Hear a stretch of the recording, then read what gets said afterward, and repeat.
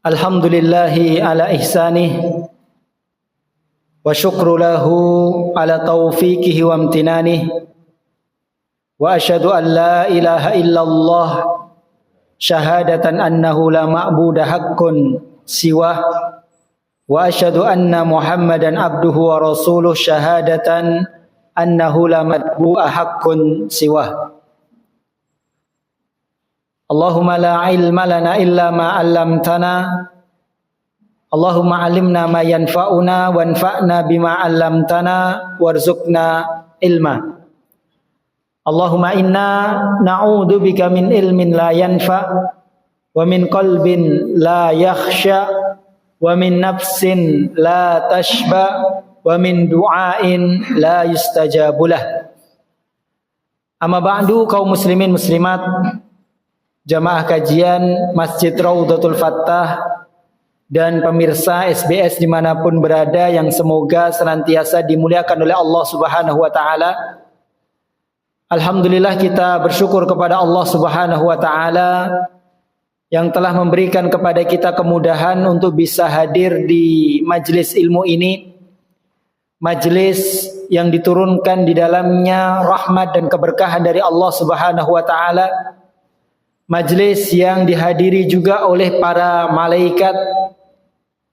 Kita memohon kepada Allah agar memberikan kepada kita taufik sehingga kita bisa istiqomah dalam thalabul ilmi, dan kita diberikan oleh Allah Subhanahu wa Ta'ala tambahan ilmu-ilmu yang bermanfaat, ilmu yang dapat kita amalkan dan amalan-amalan yang diterima oleh Allah Subhanahu wa Ta'ala.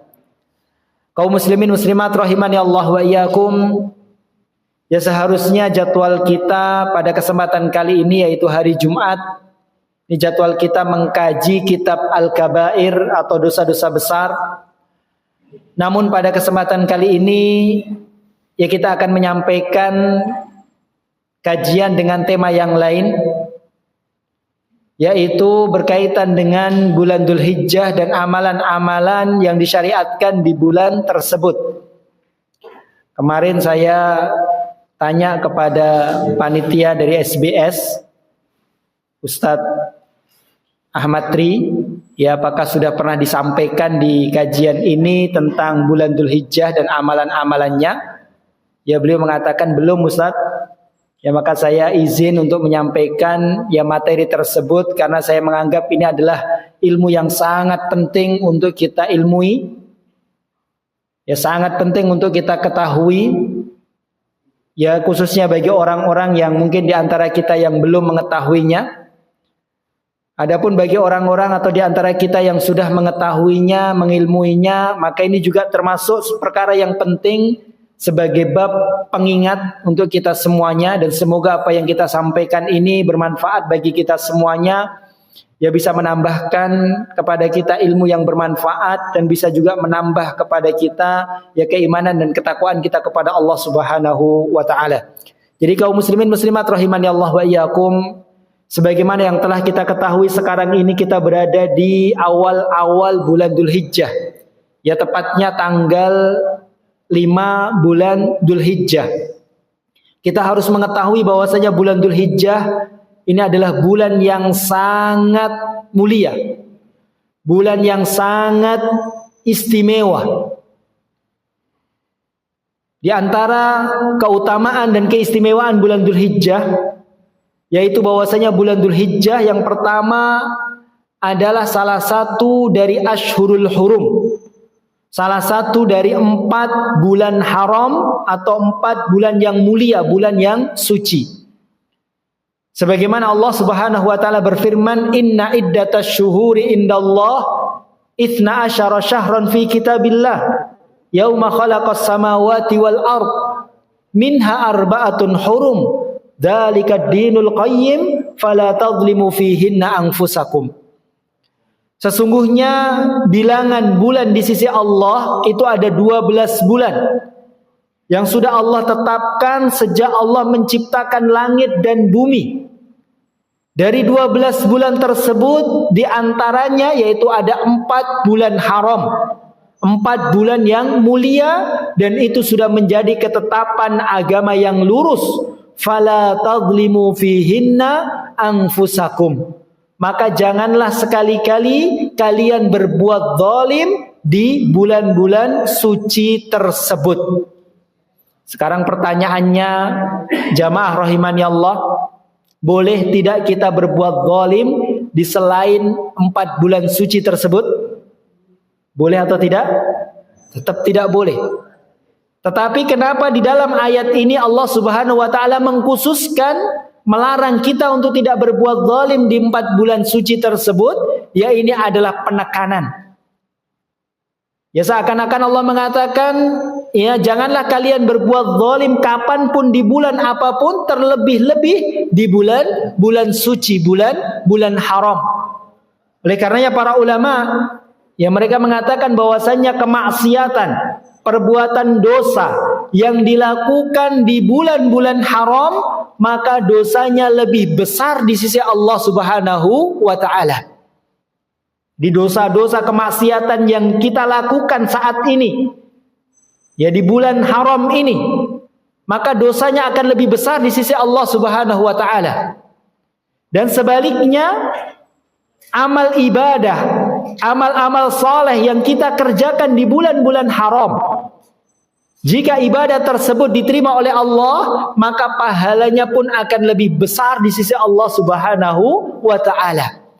Karena ini adalah keutamaan waktu, di mana Allah Subhanahu wa taala, ya, sesuai dengan kehendaknya dan karena rahmat dan hikmahnya, Allah mengistimewakan, ya, beberapa waktu, beberapa tempat, ya, Allah istimewakan dari waktu-waktu atau tempat-tempat yang lain. Sehingga apabila kita beramal soleh di waktu yang mulia atau di tempat yang mulia, maka pahalanya tidak sama. Pahalanya akan dilipat gandakan oleh Allah Subhanahu wa taala, dan ini adalah rahmat Allah. Contoh misalnya tempat yang Allah Subhanahu wa taala istimewakan, yaitu Masjidin Nabawi, Masjidil Haram. Dua tempat yang sangat Allah agungkan, sangat Allah istimewakan. Kata Rasulullah SAW, salatun fi masjidi hadza afdalu min alfi salatin fi masiwahu illa Masjidil Haram. Salat yang dilakukan di masjidku ini, yaitu Masjid Nabawi, maka lebih baik daripada 1000 salat yang dilakukan di selain masjid tersebut, kecuali Masjidil Haram. Wa salatun fi Masjidil Haram afdalu min mi'ati alfi salatin fi masiwahu. Dan salat yang dilakukan di Masjidil Haram lebih baik, bukan sama, tapi lebih baik daripada 100.000 salat yang dilakukan di selainnya. Ini ibadahnya sama-sama salat 2 rakaat misalnya, dengan durasi panjang lamanya sama, tapi pahalanya jauh lebih besar, berlipat-lipat, 100.000 lebih baik apabila dilakukan di Masjidil Haram. Ini kenapa? Karena keutamaan tempat. Karena dilakukan di tempat yang utama. Selain ada keutamaan tempat, ada keutamaan waktu, di mana Allah Subhanahu wa taala memilih beberapa waktu yang jika kita beramal di waktu tersebut, maka pahalanya akan dilipat gandakan oleh Allah Subhanahu wa taala. Dan di antara waktu yang Allah istimewakan, yang Allah muliakan adalah bulan Dzulhijjah, terutama lagi di 10 hari pertamanya. Jadi di antara keutamaan bulan Dzulhijjah yang pertama, sebagaimana yang kita sebutkan, bahwasanya bulan Dzulhijjah, ya, termasuk salah satu dari 4 bulan suci. Dan kita tahu 4 bulan suci, 4 bulan haram itu apa saja, Pak? Dzulqa'dah, Dzulhijjah, Muharram, dan Rajab. Kata Rasulullah, salasun mutawaliyat, 3 ini berurutan. Dzulqa'dah, Dzulhijjah, dan Muharram. Yang keempat adalah Rajab, alladzi baina Jumada wa Sya'ban, yang jatuhnya setelah bulan Jumada, sebelum bulan Sya'ban. Apa bulan haram itu? Bulan haram adalah bulan yang dimuliakan. Dan bulan haram ini sudah ada sudah ditetapkan sejak sebelum datangnya Islam. Sebelum datangnya Islam, dahulu orang-orang jahiliyah sudah menetapkan bulan haram, Dzulqa'dah, Dzulhijjah, dan Muharram. Dan mereka sepakat di bulan-bulan haram, di bulan suci, di bulan mulia ini, mereka tidak boleh saling mendolimi, saling menyakiti, apalagi sampai berperang di antara mereka. Padahal kebiasaan mereka itu senang sekali berperang. Sedikit-dikit perang antara satu kabilah dengan kabilah yang lain, antara satu suku dengan suku yang lain, mereka mudah sekali berperang. Akan tetapi di bulan haram mereka sudah tahu, mereka meyakini dan mereka sepakat di bulan haram jangankan berperang, bahkan saling menyakiti saja mereka tidak mau, tidak boleh. Tidak boleh. Oleh karenanya kenapa bulan haram ini berurutan, Dzulqa'dah, Dzulhijjah, dan Muharram? Karena dahulu kita tahu bulan Dzulhijjah itu adalah bulan haji. Bulan haji. Bulan Dzulqa'dah itu dijadikan oleh mereka sebagai persiapan dan keberangkatan untuk pergi haji. Mereka datang dari berbagai kabilah, dari berbagai suku, dari berbagai negara datang di bulan Dzulqa'dah. Kemudian di bulan Dzulhijjah adalah waktu hajinya. Kemudian bulan Muharramnya mereka perjalanan pulang. Jadi bisa dipastikan dari mereka berangkat pergi haji sampai melaksanakan ibadah haji sampai mereka pulang ke tempat mereka masing-masing, mereka di dalam keamanan. Tidak akan ada yang mengganggu. Apalagi sampai memerangi, karena mereka semuanya sepakat di bulan-bulan tersebut tidak boleh ada peperangan, tidak boleh saling menyakiti satu dengan yang lainnya. Jadi misalnya walaupun musuh beda kabilah yang seharusnya sebelum bulan haram itu mereka berperang, tapi ketika di bulan haram kalaupun misalnya ada di kabilah di suatu kabilah ada orang kabilah lain dari musuh maka orang itu akan aman kalau di bulan haram, karena mereka sepakat di bulan haram mereka tidak mau berperang. Oleh karena Allah mengatakan fala tadlimu fihinna anfusakum, janganlah sekali-kali kalian berbuat zalim di bulan-bulan suci tersebut. Ketika Islam datang, maka Islam melestarikan bulan haram tersebut. Islam menyetujui dan Islam melanjutkan. Oleh karenanya Islam menetapkan bulan-bulan haram yang dahulu sebelum Islam datang sudah ditetapkan. Kemudian dilanjutkan, dilestarikan oleh syariat Islam.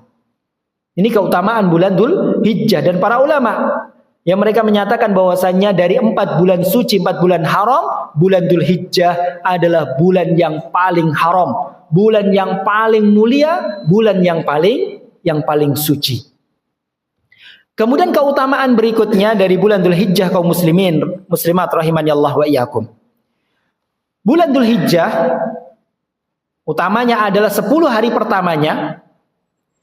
Ini adalah hari-hari terbaik sepanjang masa. Banyak dari kalangan para ulama mereka berpendapat bahwasanya siang hari 10 hari pertama di bulan Dzulhijjah ini adalah siang hari terbaik. Hari-hari terbaik sepanjang tahun. Dan hari-hari tersebut adalah hari-hari yang diistimewakan, yang dimuliakan oleh para ulama. Abu Utsman An-Nahdi rahimahullah pernah mengatakan, Thalathu asyarat yu'azzimuhal ulama, atau kanu yu'azzimu thalatha asyarat. Dahulu para ulama mereka sangat mengagungkan 10 hari di 3 waktu yang berbeda. 10 hari di 3 waktu yang berbeda. Yaitu 10 hari pertama bulan Dzulhijjah, 10 hari pertama bulan Muharram, 10 hari terakhir bulan Ramadan. Namun kalau dipersempit lagi, ya para ulama ya lebih memilih sebagian mereka lebih mengagungkan 10 hari pertama bulan Dzulhijjah daripada yang lainnya, dan sebagian yang lain mengagungkan lebih mengutamakan 10 hari terakhir bulan Ramadan. Kira-kira mana yang lebih baik, Pak? 10 hari pertama bulan Dzulhijjah atau 10 hari terakhir bulan Ramadan? Ya. Kalau 10 hari terakhir bulan Ramadan, apa yang membuat istimewa? Karena Lailatul Qadar. Lailatun khairu min alfi syahr. Karena ada Lailatul Qadar. Ya. Lailatul Qadar itu siang atau malam? Malam hari, lailah, malam hari. Nah, kemudian 10 hari pertama bulan Dzulhijjah, kenapa hari-hari tersebut itu hari yang istimewa? Karena di hari-hari tersebut terkumpul amal-amal ibadah yang agung. Bahkan 5 ibadah yang agung terkumpul di dalamnya yang tidak ada kecuali di bulan Dzulhijjah.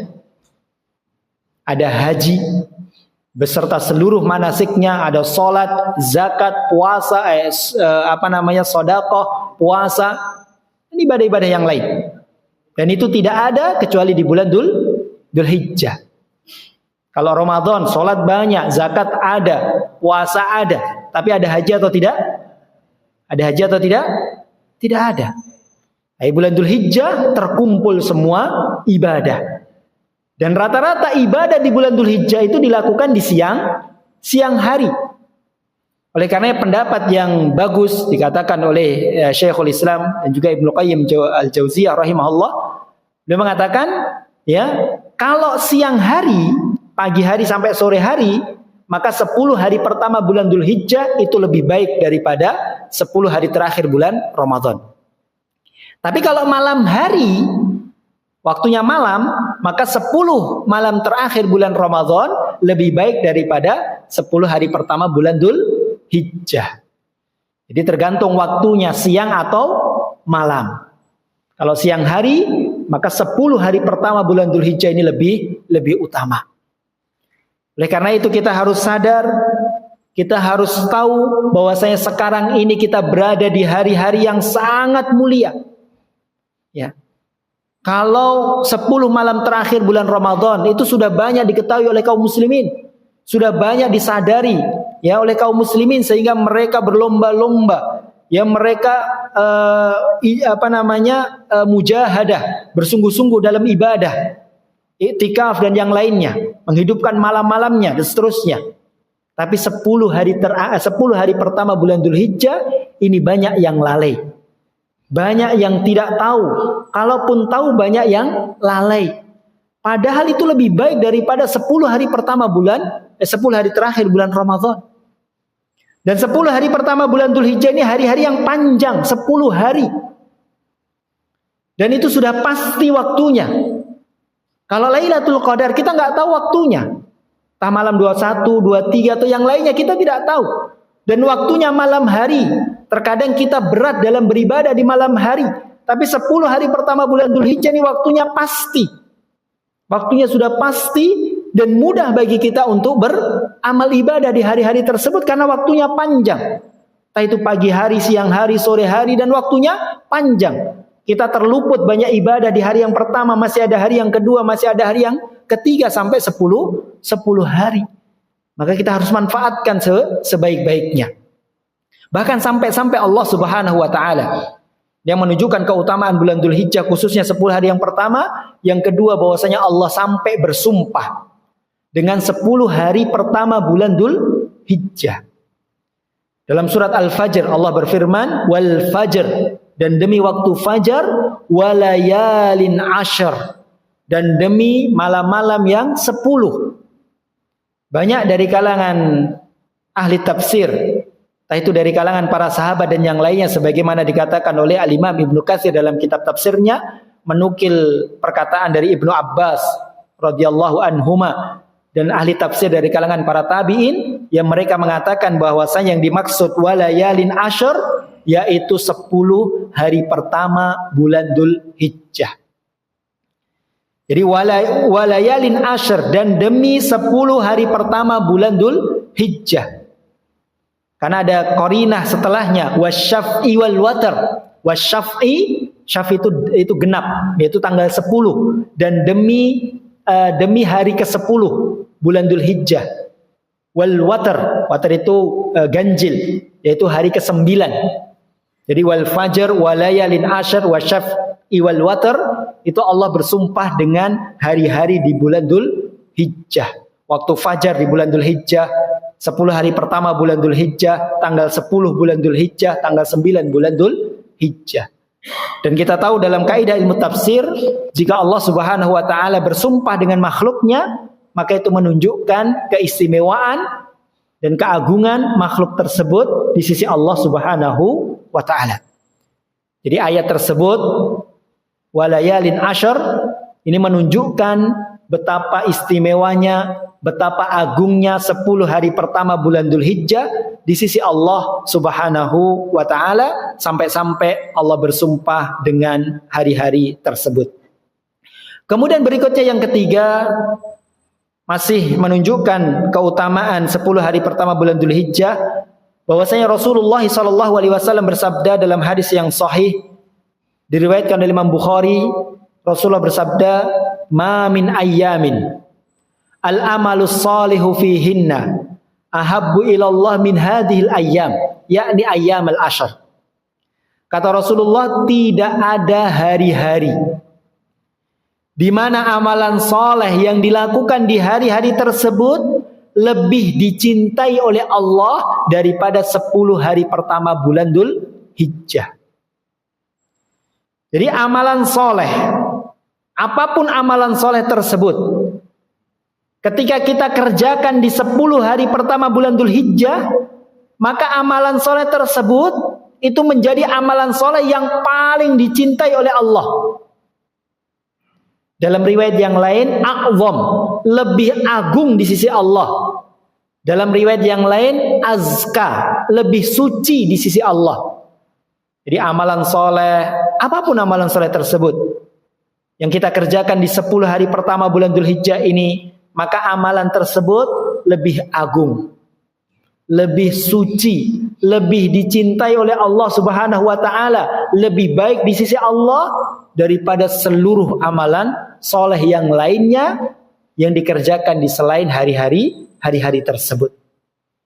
Bahkan sampai para sahabat bertanya kepada Rasulullah, "Ya Rasulullah, walal jihadu fi sabilillah?" Apakah jihad di jalan Allah tidak bisa mengalahkan keutamaan amalan soleh di 10 hari pertama bulan Dzulhijjah? Maka Rasulullah mengatakan, "Walal jihadu fi sabilillah." Bahkan jihad di jalan Allah sekalipun. Ini kita nggak berbicara tentang jihad, entah niat atau tidak dan seterusnya. Ini jihad di jalan Allah. Ya sudah ada qayyidnya. Jihad di jalan Allah. Jihad yang dilakukan karena Allah. Itu pun tidak bisa mengalahkan keutamaan amalan soleh di 10 hari pertama bulan Dzulhijjah. Padahal kita tahu jihad, amalan yang sangat berat. Ya, pahalanya luar biasa. Bahkan jihad, ya kita harus rela mengorbankan harta bahkan nyawa kita. Bahkan Rasulullah mengatakan tentang jihad, dirwatu sanamil Islam, puncak dari agama Islam itu adalah jihad. Tapi ternyata tidak bisa mengalahkan kecintaan Allah terhadap amalan soleh yang dilakukan di 10 hari pertama bulan Dzulhijjah. Jadi seakan-akan kita beramal soleh di bulan Dzulhijjah ini, di 10 hari pertamanya, entah itu sholat, entah itu sedekah, entah itu thalabul ilmi, entah itu membaca Al-Quran, dzikir, puasa yang lainnya, maka amalan-amalan tersebut jika diterima oleh Allah, maka itu lebih dicintai oleh Allah, lebih baik, lebih agung, lebih suci daripada jihad di jalan Allah, tapi dilakukan di selain hari-hari tersebut.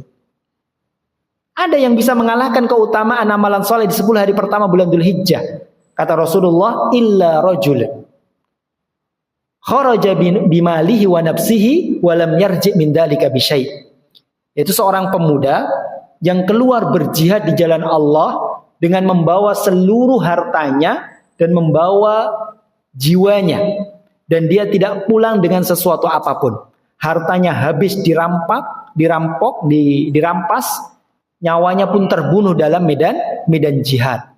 Itu yang bisa mengalahkan keutamaan 10 amal soleh yang dilakukan di 10 hari pertama bulan Hijjah. Tapi selain itu, maka tidak ada yang bisa mengalahkan. Jadi kaum muslimin muslimat rahimani Allah wa iyyakum, demi Allah, ya ini adalah hari-hari yang agung. Hari-hari yang istimewa. Ini rahmat Allah yang Allah berikan kepada kita. Ya Allah berikan waktu yang panjang, ya 10 hari yang ibadah yang kita kerjakan di hari-hari tersebut itu akan menjadi besar nilainya di sisi Allah Subhanahu wa taala, bukan karena amalannya tapi karena keutamaan waktu. Maka kita harus manfaatkan dengan sebaik-baiknya, ya semaksimal mungkin kita perbanyak, kita isi dengan amalan-amalan soleh.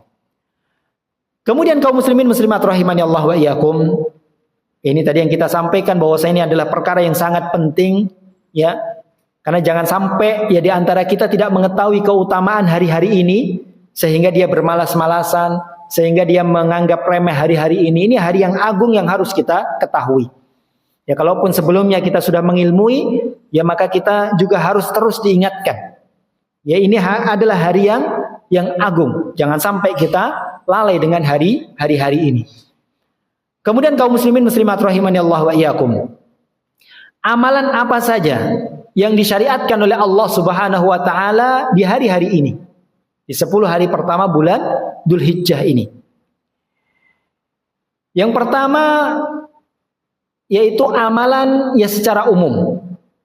Ya secara umum seluruh amal ibadah, seluruh amal soleh disyariatkan, dianjurkan untuk kita perbanyak di hari-hari ini. Tadi kita baca hadis dari riwayat Imam Bukhari, kata Rasulullah, "Ma min ayyamin al-amalus soleh." Tidak ada hari-hari di mana amalan soleh di situ ya itu umum, semua amalan soleh. Jadi perbanyak amalan soleh, ya terutama amalan soleh yang kita dimudahkan oleh Allah untuk bisa mengamalkannya. Bagi orang yang dimudahkan untuk bisa bersedekah, banyak bersedekah. Ya, kalau ya ditutup pintu sedekah kita oleh Allah Subhanahu wa taala, kita tidak mudah dalam bersedekah, maka cari amalan yang mudah bagi kita, yang dibukakan oleh Allah untuk kita. Misalnya kita dipermudah untuk memperbanyak salat, maka perbanyak salat. Ada orang yang dipermudah ya untuk menjalankan ibadah puasa, maka perbanyak puasa. Ada orang yang sangat dipermudah oleh Allah, diberikan kesenangan dalam thalabul ilmi, maka perbanyak dalam menuntut ilmu agama.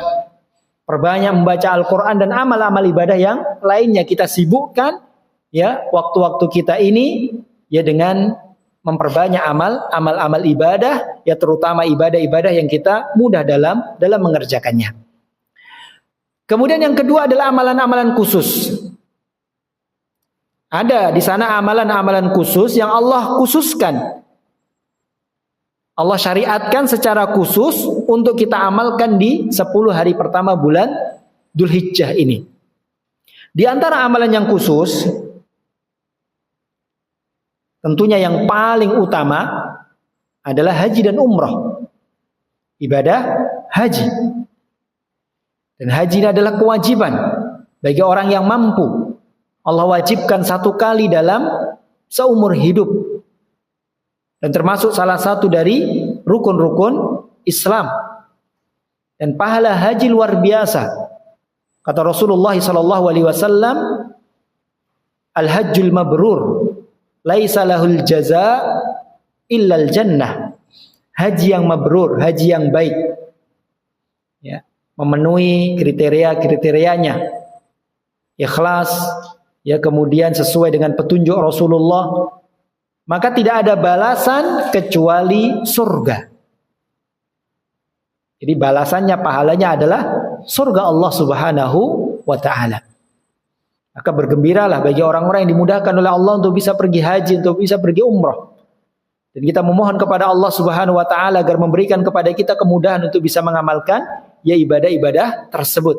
Ibadah haji dan umrah yang dilakukan di bulan Dzulhijjah ini mengumpulkan 2 keistimewaan, 2 keutamaan, yaitu keutamaan waktu dan keutamaan tempat. Dilakukan di waktu yang mulia, di waktu yang amal ibadah itu dilipat gandakan oleh Allah, dan dilakukan di tempat yang utama juga, yaitu di tanah haram, di Masjidil Haram. Salat sekali di Masjidil Haram ya lebih baik daripada 100.000 salat. Ibadah-ibadah yang dilakukan di sana ya lebih baik, yang mengumpulkan dua keutamaan, keutamaan tempat dan keutamaan waktu. Kemudian ya di sana juga masih ada amalan-amalan yang lain yang disyariatkan secara khusus oleh Allah Subhanahu wa taala, yaitu al-udhiyah. Menyembelih hewan kurban. Ini sangat dianjurkan, sangat disyariatkan. Allah Subhanahu wa taala berfirman, "Fasholli li rabbika wanhar." Fasholli, maka tegakkanlah salat, li rabbika, untuk Tuhanmu, wanhar, dan menyembelihlah. Perintah untuk berkorban. Ya, perintah untuk berkorban. Dan itu Allah Subhanahu wa taala perintahkan kepada Rasulullah secara khusus dan secara umum untuk kita semuanya. Setelah Allah Subhanahu wa taala mengingatkan dengan nikmat yang besar yang Allah berikan kepada Rasulullah. Ayat sebelumnya Allah mengatakan, "Inna a'tayna kal kautsar." Sesungguhnya kami telah memberikan kepadamu al-kautsar. Telaga al-kautsar, ini keistimewaan, ya, kekhususan yang Allah berikan khusus untuk Rasulullah. Ini nikmat yang sangat agung. Oleh karenanya Allah perintahkan untuk bersyukur. Di antara bentuk syukur yaitu Allah perintahkan untuk mendirikan salat dan berkorban. Maka berkorban ini adalah bentuk syukur yang paling baik. Bersyukur kepada Allah atas nikmat-nikmat yang Allah Subhanahu wa taala berikan kepada kita. Dan sejak Allah perintahkan, sejak Allah syariatkan, yaitu tahun 2 Hijriyah, ya, tahun 2 Hijriyah, maka sejak itu Rasulullah SAW tidak pernah meninggalkan. Rasulullah tidak pernah meninggalkan. Setiap tahunnya beliau selalu berkorban. Oleh karena sebagian para ulama berpendapat bahwasanya berkorban ini wajib bagi yang mampu. Karena Allah perintahkan, wanhar, fasholli li rabbika wanhar, dan hukum asal perintah itu adalah wajib. Yang kedua, Rasulullah tidak pernah sekalipun meninggalkan. Kemudian yang ketiga, di sana Rasulullah bersabda, "Man kana lahu sa'atun falam yudhahi fala yaqrabanna musallana." Barang siapa yang memiliki kemampuan untuk berkorban, mampu dia berkorban tapi tidak berkorban, maka janganlah sekali-kali dia mendekati tempat sholat kami. Maka dari hadis tersebut, dari mulazamahnya Rasulullah, mudawamahnya Rasulullah terus melakukan, maka sebagian para ulama berpendapat bahwasanya berkorban wajib bagi yang mampu. Tapi pendapat mayoritas para ulama, jumhur para ulama, dan ini pendapat yang mendekati kebenaran, bahwasanya berkorban hukumnya adalah sunnah muakkadah. Sunnah muakkadah. Yang pertama, bahwasanya Rasulullah pernah bersabda, "Idza dakhalal asyru," apabila telah masuk bulan Dzulhijjah, "wa arada ahadukum an yudhhiya," dan salah seorang di antara kalian ingin berkorban, maka janganlah dia memotong kuku dan memotong rambut. Maka sabda Rasulullah, apabila salah seorang di antara kalian ingin, maka ini menunjukkan ini tidak wajib. Jadi bagi yang ingin saja. Ya.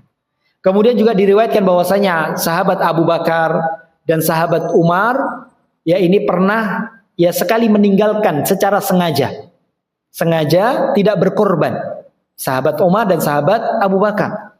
Dengan tujuan apa? Dengan tujuan agar manusia, kaum muslimin, tidak menganggap bahwa saya berkorban itu hukumnya wajib.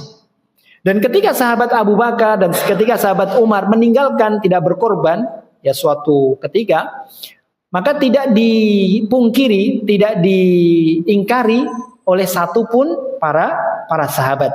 Ini menunjukkan bahwa saya berkorban itu hukumnya yaitu sunnah muakkadah. Tapi tentunya bagi yang mampu maka hendaknya dia tidak meninggalkan.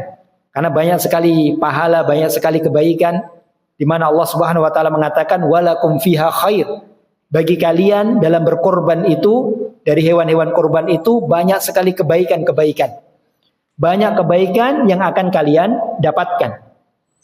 Para ulama menafsirkan kebaikan di situ maksudnya pahala yang besar dan manfaat yang banyak. Ya walaupun hadis-hadis yang secara khusus menunjukkan keutamaan berkorban secara khusus, maka semua hadis tersebut tidak luput dari kelemahan. Ya hadis-hadis tersebut hadis-hadis yang dhaif, tapi satu dengan yang lainnya saling menguatkan. Namun secara umum ya berkorban ya banyak sekali pahalanya. Bahkan para ulama menjelaskan berkorban itu lebih baik daripada sedekah dengan nominal yang sama. Kita tahu keutamaan bersedekah, tapi ternyata berkorban itu lebih utama. Contoh misalnya si A punya uang 3 juta, dia gunakan untuk berkorban pada hari raya Idul Adha. Si B juga punya uang lebih 3 juta, tapi dia gunakan untuk sedekah. Dua-duanya mendapat kebaikan, tapi para ulama menjelaskan yang digunakan untuk berkorban itu lebih utama. Kenapa?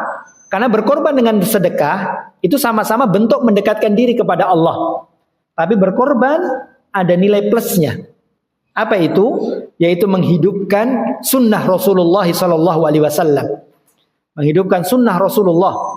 Kemudian yang kedua, menyemarakkan syiar Islam. Menyemarakkan syiar Islam. Di mana ketika hari raya Idul Adha, ya kaum muslimin dari seluruh penjuru dunia, mereka mengalirkan darah menyembelih hewan korban ditujukan untuk Allah Subhanahu wa taala, dan ini menjadi syiar besar bagi kaum muslimin. Kemudian amalan berikutnya ya kita lanjutkan sedikit Pak ya. Amalan berikutnya yang juga bisa kita amalkan di bulan Dzulhijjah ini khususnya di 10 hari pertama.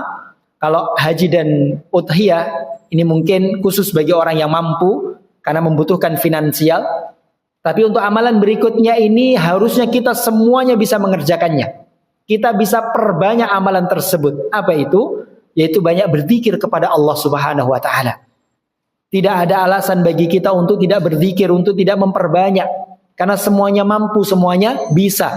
Sesibuk apapun ya kita bisa kita bisa selingi aktivitas kita dengan berzikir kepada Allah. Allah mengatakan wa yadhkurusmallah fi ayyamin ma'lumat. Hendaknya dia berzikir kepada Allah ya di hari-hari yang telah diketahui. Ayyamal ma'lumat yaitu 10 hari pertama bulan Dzulhijjah. Oleh karenanya ketika ditanya tentang 10 hari pertama bulan Dzulhijjah, Rasulullah mengatakan fa'akthiru fihinna, maka perbanyaklah oleh kalian di hari-hari tersebut at-tahlili wat takbiri wat tahmid. Perbanyak tahlil la ilaha illallah, takbir Allahu akbar, tahmid alhamdulillah. Perbanyak zikir. Dan zikir yang pertama adalah zikir mutlak. Zikir yang tidak terikat dengan waktu, tidak terikat dengan keadaan. Kapan saja, di mana saja, dimulai dari tanggal 1 bulan Dzulhijjah sampai tanggal 10 bulan Dzulhijjah. Perbanyak zikir.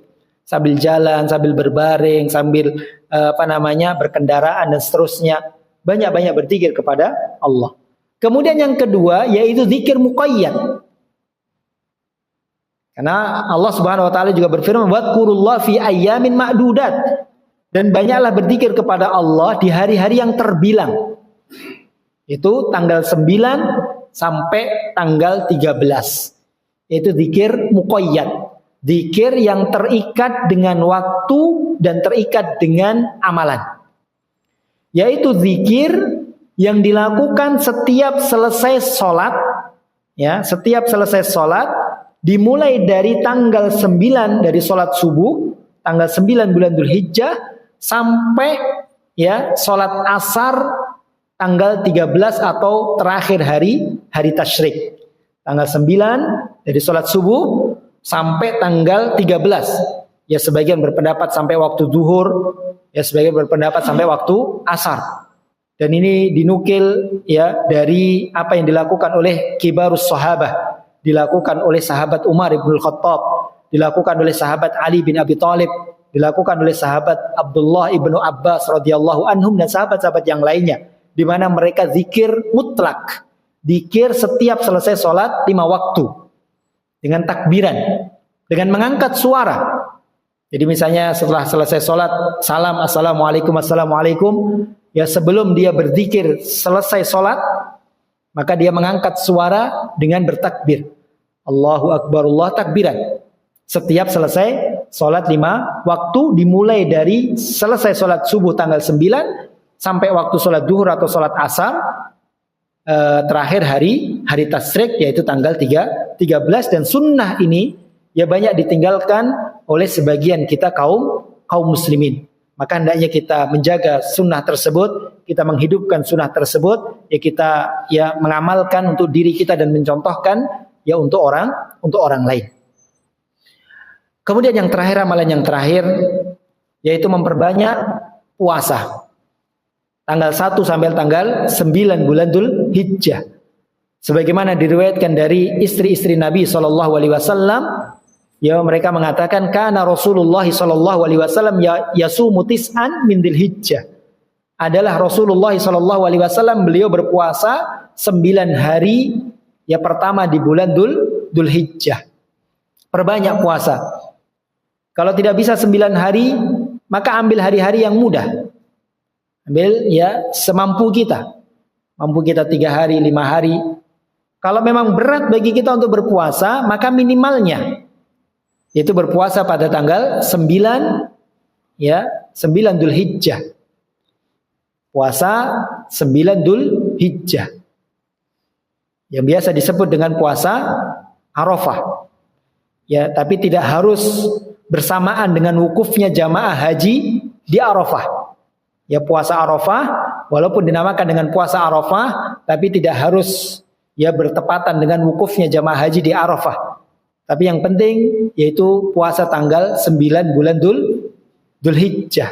Ketika ditanya tentang puasa tersebut, Rasulullah SAW mengatakan yukaffiru as-sanatal madiyah wal baqiyah. Puasa tersebut dapat menghapuskan dosa 1 tahun yang lalu dan 1 tahun yang akan datang. Maka sangat merugi ya kalau kita tidak mengerjakan puasa tersebut, walaupun hukumnya sunnah, kita tinggalkan pun kita tidak mendapatkan dosa, tapi kita terluput dari keutamaan yang begitu besar, yaitu dihapuskan dosa selama 2 tahun. Ya, selama 2 tahun, dan juga kita mendapatkan keutamaan puasa secara umum. Ini kaum muslimin muslimat rahimani Allah wa iyyakum. Dan yang paling terakhir, yang paling utama di bulan Dzul Hijjah ini, ya selain kita menjaga amalan-amalan tadi, juga yang paling penting yaitu kita menahan diri, berusaha menahan diri ya lebih keras daripada hari-hari biasanya untuk tidak berbuat maksiat, ya terutama ya mendolimi orang lain. Ya walaupun di hari-hari yang lain kita juga berusaha menahan diri, namun di hari-hari ini, di bulan Dzul Hijjah ini, kita lebih berusaha lagi menahan diri untuk tidak mendolimi orang lain, untuk tidak berbuat maksiat kepada Allah, karena kemaksiatan, kedoliman yang kita lakukan di bulan suci ini ya akan lebih besar nilainya di sisi Allah Subhanahu wa taala. Semoga Allah Subhanahu wa taala memberikan kepada kita taufik sehingga kita bisa mudah dalam menjalankan ketaatan kepada Allah dan mudah dalam menjauhkan diri kita dari segala bentuk kemaksiatan, dan semoga Allah mengampuni dosa-dosa kita dan menerima amal-amal ibadah kita. Subhanakallahumma bihamdika asyhadu an la ilaha illa anta astaghfiruka wa atubu ilaik.